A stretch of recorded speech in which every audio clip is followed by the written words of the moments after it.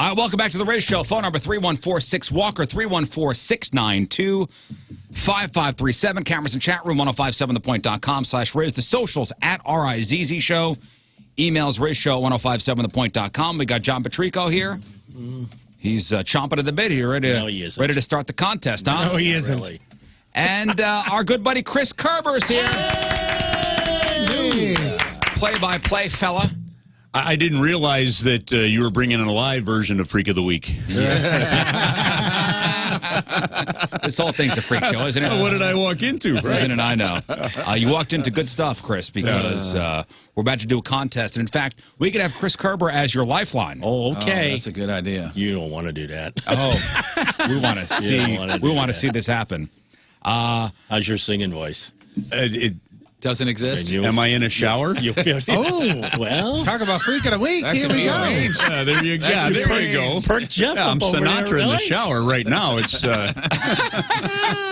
Before we get going, your show on ESPN Radio on Monday night was terrific. Thanks. And it's great to hear you on a Hubbard broadcasting station, 101.1 ESPN Radio. Yeah, man.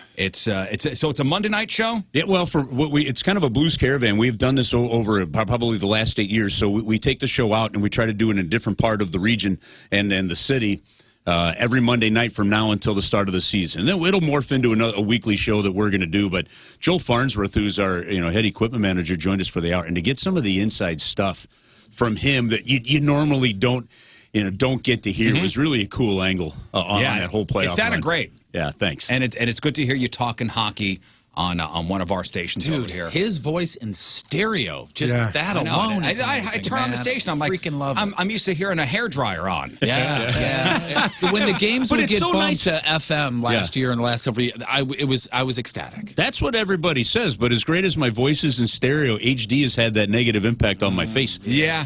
That's the. I hear you, Chris. Some of us were born for black and white over the air. Got it.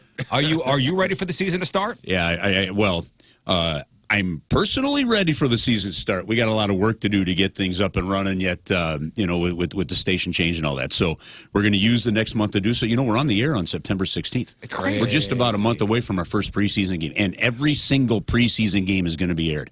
Wow. Even the one in Calumet, Michigan. Huh. And it's crazy because the season just ended 2 weeks ago. Doesn't it feel that way? It's an awesome feeling, isn't it? Yeah. It's a great feeling, to play hockey into mid-June. Yeah, the old saying is the less off season you have, the better, right? Yeah, what it really does is it puts into perspective, one, how hard it is to actually do what they did. 52 years of hard, and then the other thing is to watch the Penguins have gone back to back, right? Or Chicago 3-6, or 2-3 for the LA Kings. I mean, I have a whole new appreciation for what that took out of those players, just because of the grind it took to get there, the short window to reset, and then to go redo that grind is quite impressive. We were talking earlier on the show about, there are some negative Nancy's out there as far as, well, what are the odds of them repeating? Who cares? I don't know, what were the odds of that? Wait, just enjoy yourself. Yeah. What were the odds of them doing it this year? Just enjoy yourself. Yes. Sit back, enjoy the ride. I'm the guy that gets it in my head like no big free agent's going to want to sign here because they're going to go, oh, they just won it. What are the chances of them winning it again? That's my defeat. How about this summer? We were able to look at all the big free agents and say, we don't have room for you. Yeah. Everybody came back. Thank you. No, we're good. We're kind good. of thing. How about that? What'll be your biggest memory from this past season? What's the one thing that's going to stick out? I have always said for a long time, and ironically, the Cardinals are going through it right now, that in today's world, we just get so caught up in the moment of certain things that we kind of forget to sometimes sit back and enjoy the ride and forgot that, the entertainment part of it. And I can break it down into about 1,000 different parts, but the whole season was just a hell of a ride, the way it turned out. I mean, the Cardinals moved back into first place, right? Then they just fell 3.5 games out, and then in a blink, they're back in the tie for first place. It's a hell of a ride. I don't care if they're not challenging the Dodgers for the top spot in the National League or all that stuff. It's a hell of a ride. And to me, that's the biggest thing. And again, a reminder of one game, enjoy it, go to the next one, and see where everything falls. Because when you do it that way, even through the playoffs, if you just take each individual playoff game as the emotional roller coaster it was, holy cow, was that fun. How long after everything ended did it take for you to kind of sit back and go, holy cow, that really happened? Was it I haven't done it yet. Was it? Okay. No, I'm dead serious. I haven't done it yet. I mean, I don't know about you. I mean, I've had fans, I talk to people all the time. They're like, I mean, sometimes they go, did this really just happen? Yeah. And what I mean by I haven't done it, like we were at Stiefel Theater for the premiere of the DVD. Yeah. And my wife, who was so into it, she was tearing up 3 times watching the DVD. Wow. Sitting there like, and the way my kids got into it and everything around and friends and family and the city, it was. Like I just had a conversation with a buddy, as I was driving in here, and we were just talking about the parade and what that whole thing was like. So, I don't know that I've really sat back and thought, wow, what's going on here? Because it's just been so much fun to still live in it. Do you think it'll sink in when the new season starts or when you fire up to it? Because you constantly would be saying defending Stanley Cup champions. Yeah, that's pretty cool. And other cities and other broadcasters will be calling you defending Stanley Cup. That's when I think it'll sink in. Yeah, you know what? I think it'll really start to sink in as the next season progresses, and you get back into the daily grind of the ups and downs of it that I was just talking about, and then you're able to kind of sit back and breathe, because right now you're still in some of the celebration of it. And I know Doug Armstrong's trying to kind of get everybody's focus back to, hey, we got a season coming up here, which is kind of important, that I think as you kind of get into that, you're able to put it into perspective. But right now, because, I mean, like we're still talking about it, like you said, like it did happen just yesterday. Yeah. It is, you just kind of still live in it. And I would encourage everybody to do that. Don't worry about it. For sure. That moment's going to come where you're going to sit back and look. But right now, if you're still in that awe and, man, did this really happen? Let it ride. Just thinking in a couple months, we'll be at Enterprise and they'll be raising that banner. Yeah, and that's the thing. All those, like St. Louis we're in the club now. We're in the club now. Like I was watching the NHL Network the other day, and they were doing a graphic of the teams, like you mentioned with Chicago 3-6, the teams that have won the Stanley Cup in the last 10 years, and the Blues were on that list. Yeah, to me that's just badass. Or when they show, especially on the NHL Network, montages of teams when they're talking about the now the Blues are included in that. It leaves you in a little bit of the unknown. And this is, and here's what I mean by that. If, for the life of this franchise, for as ever long as you've been a Blues fan, whether it's 2 years, which is fine, by the way, and great, whether it's, frankly, 3 months, because you came on when you should have, right at the end, or whether it's since 1967 when the franchise started, I always had that feeling, well, what if? Wow, this isn't the year, or what if? You no longer have to know that what if. Yeah. So now you sit there and go, what now? Yeah. It actually, I know as crazy as it sounds, it kind of became part of your identity. No, now it's... And now it's... what if we do 2 in a row? What if we do 2 in a row? Yeah. Can we handle another parade? Lance Berkman at the Legends game the other day, I was talking to him about post-career stuff, and do you still dig doing this and whatever? He said, honestly, winning the World Series ruined baseball for me because I didn't have that goal anymore. He played like one more season or something, and he was done. He said, winning the World Series, I got my goal, and I was not motivated. My words, not his, but you know what I'm saying? I mean, it's an interesting comment because of where he was at the timing of his career. Mm-hmm. Because I did, we're talking to Parayko and Ivan Barbashev and Alex Pietrangelo on stage before that DVD release party. And the younger guys, here's Parayko, who's just going into year 5 of his NHL career. And they're talking about Petro being one of the older guys, and they've played so long. And Alex is going, hey, hey, that was just year 10. I got kind of a lot of hockey left in me yet. Right. And that aspect of the younger guys going, yeah, I want a chance at this again is real intriguing versus a veteran thought of, I fought, I finally got it. Do you think the younger guys appreciated it as much? And now, listen, I know everybody appreciated getting the cup. But some of those older guys like Bouwmeester and, somebody like Pietrangelo, some of the older guys on the team, do you think they appreciated it more than the younger guys? Well, it's a great question because it's a personal question for each guy. So in one sense, I would say, no, they didn't appreciate it more. But I would say that they have a totally different understanding of just how hard it is to get it. Who were you happiest for to see them lift the cup up? Alexander Steen, absolutely. I'm with most of the guys. Steen, Bouwmeester, those guys. But for me, one of the ones, and it was such a short window, but the impact that he had while he was here was Chris Thorburn. When he went down, he was put on waivers. He had 1 year left on a contract. He has a son This is a phenomenal story. I don't know if you guys know this. All right, so cut me off if we run out of time. No, on this one, it's a great story because I know he's here locally. He is now. Yeah. So his son is autistic.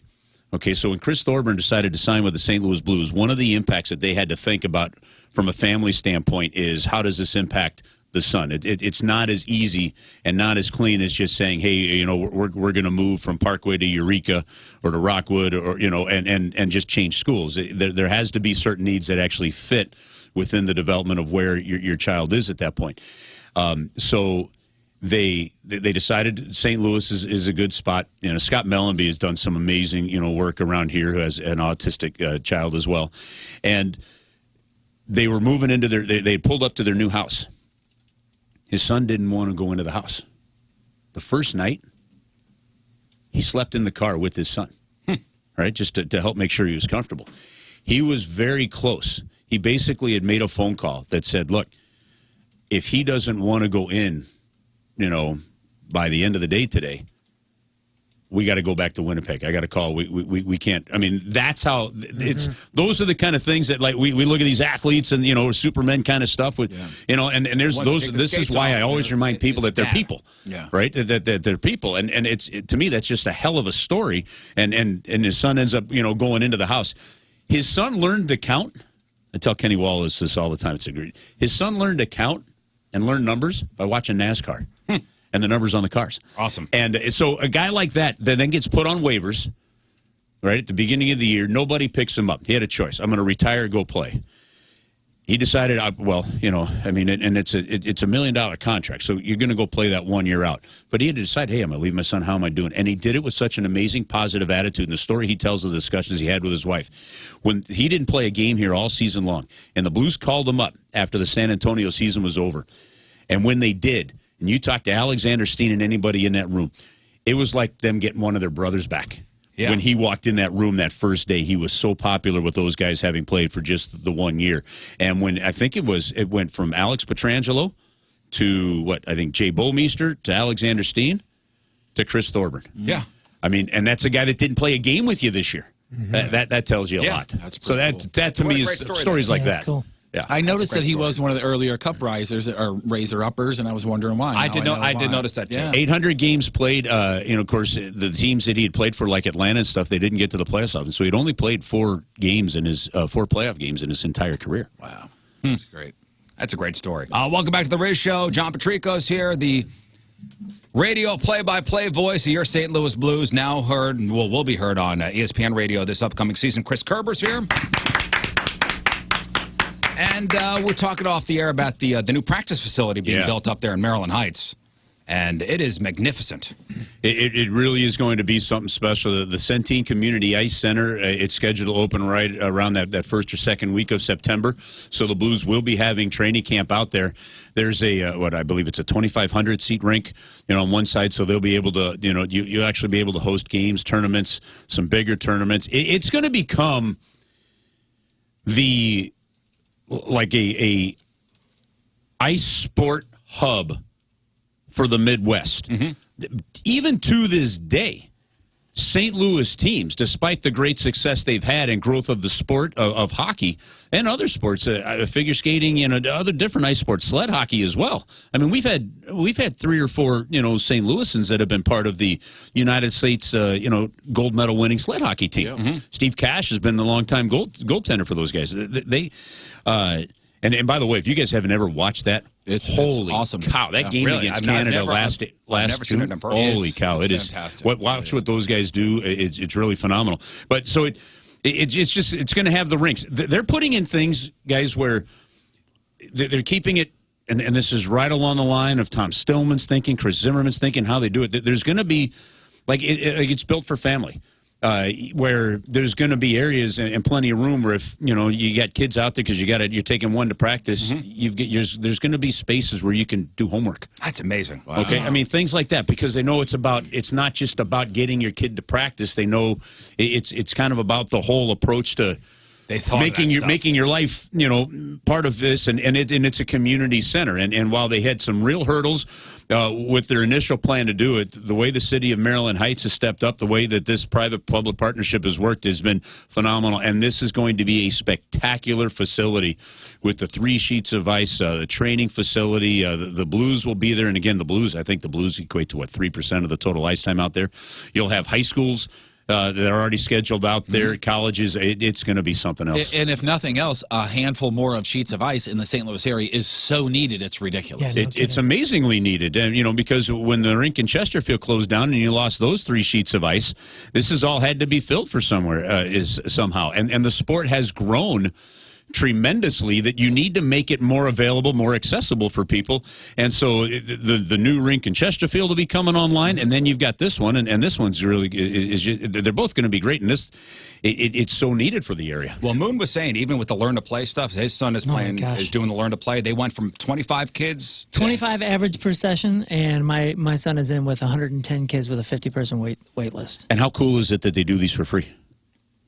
He's like, I didn't get the free one. No.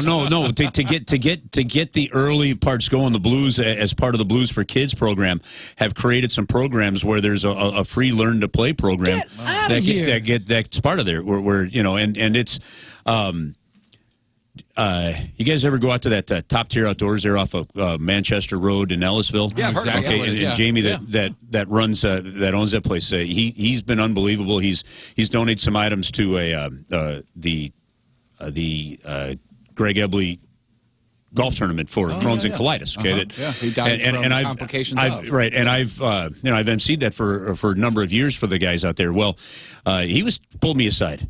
And he says, I put my kids in one of those Learn to Play programs. Yeah. He goes, people feel like obligated. They go, yeah, I'm not much of a hockey guy. I go, well, I don't care. Do you enjoy sports? Do you enjoy the sport? Yeah. I don't care if you can talk that deep about it. And he says, but we're all in now. He put his kid in the Learn to Play program, and now it's full-fledged. Yeah. Go. And he's loving every bit of it. It's a great introduction. All right, a couple questions for you, Blues related. Pat Maroon, yes or no? Is he coming back?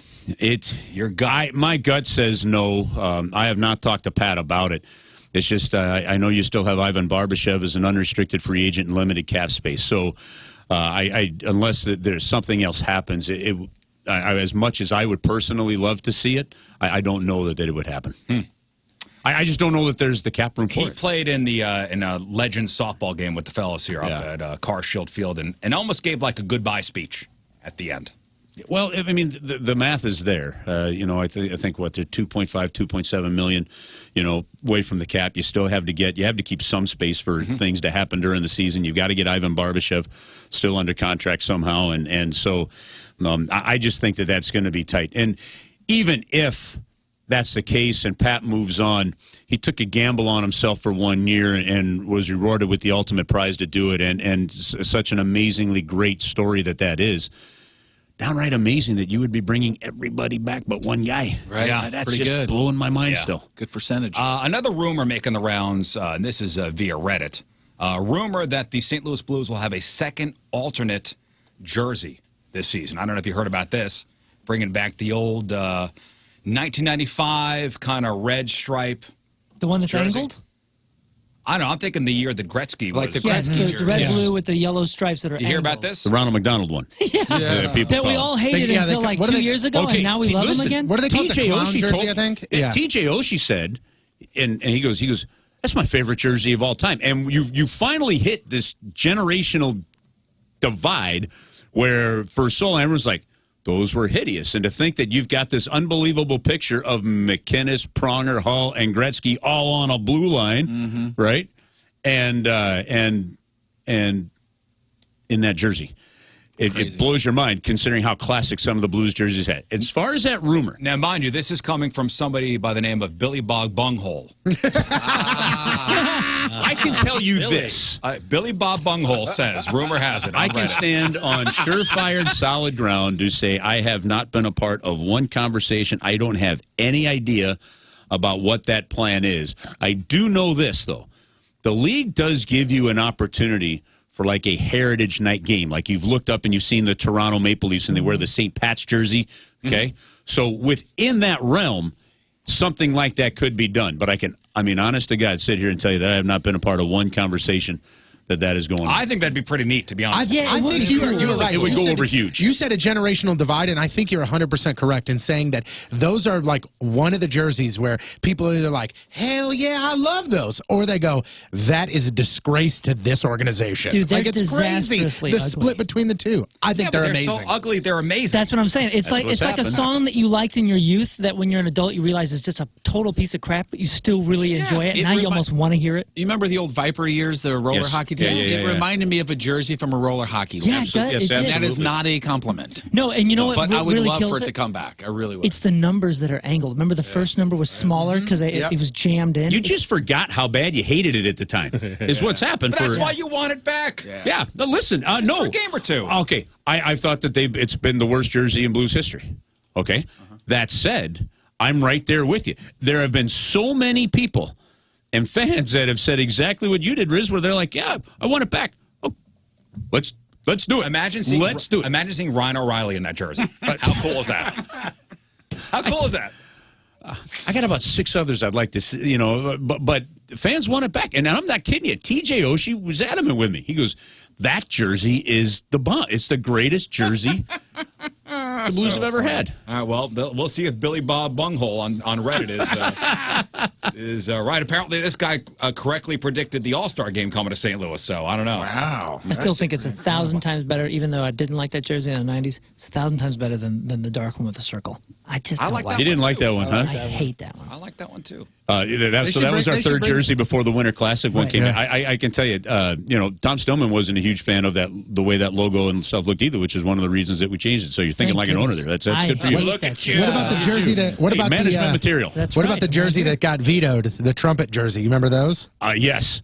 Listen, there was one scheme. The trumpet jersey is I think that's hilarious. That's horrendous. I have always that was thought going to be a hilarious. jersey. That is a minor league hockey. Yeah, that's roller hockey. That's high school jazz band. Like, hey, we got invited to that a was festival. actually going to be a jersey. Wasn't that during the Mike Keenan era where they were like, he was the one that really, really, really wanted that jersey? You got to post a picture of that online. Oh my God. The trumpet logo, I love though. This thing, I love that. Yeah, I think that's incredible. Listen, before we let Chris go, free him from this prison that is the Rizz Show. I do want to bring up on Saturday, I'm getting my daughter ready for her soccer game. Yeah. And I happen to look on Twitter and I see Chris live streaming something that was happening at his daughter's soccer practice. And I guess you got into it with a coach for a football team we're supposed to be sharing the practice field with. So the real quick synopsis is there were several youth girls soccer teams that were scheduled to play on the field down at Windsor High School in Imperial. One of the clubs that had it invited a club that my youngest daughter, 9-year-old, plays for down for just a friendly before their season starts. Essentially what happened is the football team the coaches got extremely territorial about this, and instead of trying to figure out the field where the 50%, like at the 50-yard line, was in there, one of the assistant coaches came over and didn't even talk to the soccer coaches, kicked the cones into the girls' practice, and then started really running one of their drills into the girls' practice. And 3 different members, and I've come to find out now actually a 4th, coach on the soccer side went to talk to the coaches of the football team, and they were just blown off. He said no, and so I basically at this point watching it said I had enough, and I walked out onto the field to talk to the head guy, and he would have nothing to do with it. So at the end of the practice, and then some of our moms went across the field. They started barking. That wasn't good. Calmed that part down, and then went over to the coaches again after practice. Gave them another chance to have just a simple adult conversation, and they really wanted no part of it. And I thought about it, and as much as I want to just sometimes with this stuff put my head in the sand and just say, God, I can't wait till my kids grow out of this part of things, right? I've just seen enough now. I'm an assistant coach on a couple of teams. I've coached girls softball too. I just said enough's enough, and did the Twitter rant, and I haven't still, even though I know the guy's name, haven't named him. Never once threw a name out there. And here's the reason. This is people have to really remember this. In today's world, when something is wrong, we seem to want to go after somebody for blood. Like, we got to ruin their life and destroy things. And that's as irritating as anything else. But it doesn't mean that, unfortunately, some examples don't have to be made and some examples don't have to be set. I didn't want this to be, and still don't want this to be, about the whodunit. That part's getting worked on very positively behind the scenes, right? And even when Russell Consol came over from Channel 4 and did a great piece on it, I asked him, hey, so let's keep the name part out, because I want it focused on the issue. And the issue is basic respect, that you as an adult couldn't have a conversation to make something work for the kids on the field. It wasn't the football team's fault that the scheduling was. It wasn't anything, but there was still plenty of room. And these guys were just flat out jerks about it. And when you go as an adult to then get a second conversation saying, let's just kind of figure this out now. So if this happens again, it doesn't have to get to this point. When you double down on it, you're going, hey, what's wrong with these people? I will say this. In the week that has passed since then, all right, well, the week, I mean, we're on Thursday? So this is from Saturday. One, the high school has been unbelievable. I met with the principal, the assistant, or the athletic director, and the head coach on Monday or Tuesday of this week. And I will tell you this. The head football coach, who was on the field at the time, just to kind of as a guest, because his kid was, playing in the camp, was extremely forthright, up front, owned it, and said, yeah, I didn't really do my job as a leader in that situation. I got to be better at that. Somebody wrote us an email and said, well, I know you have Chris Kerber on. There's two sides of the story. The camp for the football was for film for coaching purposes. And no, there's not two sides to this story. The way I put it out there is 100% accurate. The only side to this story is the football coaches had an opportunity to do what was right and chose not to. Well, all I'm imagining is this going on with you and the coaches and the girls. And the kids are just wanting to play. Well, and so that's why, with me, the voice never got raised. And when you knew it wasn't going anywhere, that's when I walked over and just helped move the field. You can't let things escalate there. That's why when you go back, they're just... No, in this case, there just aren't two sides of the story. There's just the reality of what it is. The high school unfairly kind of got thrusted into this because it was on their field. This had nothing to do with the kids at the school, the high school, their leadership or anything like that. And on top of that, their principal, Jason Naki, has stepped up in an amazing leadership role on this because they realize the role in the community that they play. These kids are all going to be using this field going forward. So I applaud him. The way that it's been handled on his side of things, their football coach stepped up and said, yeah. That youth organization had a meeting earlier in the week. I guess the head guy has decided to step aside for a few weeks, let things calm down. Probably needs to do a hell of a lot of soul searching from some of the stories and more of the people that have reached out to me. And it's all moving forward in a positive light. And so what we're doing is, and again, because I don't want this about a whodunit, and this is not about going after anybody. This is about we just all have to be better, and you got to ignore all the noise. I think sometimes, and this is I see it more prevalent now than almost ever before, is we seem to lose sight of it's for the kids. The kids are doing this for fun, and kids are always observing. So, like what Chris said, you guys, all the adults are out there for the kids. Something happens, the adults have to know the kids are watching, they're observing. They're gonna what we're doing, they're gonna repeat. So calm. Cool, collected. Maybe this was always the thing. Don't let it go explode. And now we're seeing it more because of social media. But I've seen some parents. Listen, at a couple hockey games for my son, I've seen cops come. Oh, hockey because of get out of here. Basketball. Listen, but this is where the conversation has to go. And Jeff, you're absolutely right. One of the biggest issues I had on this was those coaches just told every football player on that field that what they did to that girl's team is right. They just said that you could actually do that to a girl. That's the only thing that I've made boy-girl about this issue, is you said you can do that. And as a dad of 3 daughters, I'm like, no. Not today. Not on my watch. Not on Chris's watch. And unfortunately, we tried to handle it on the down low. They didn't want to.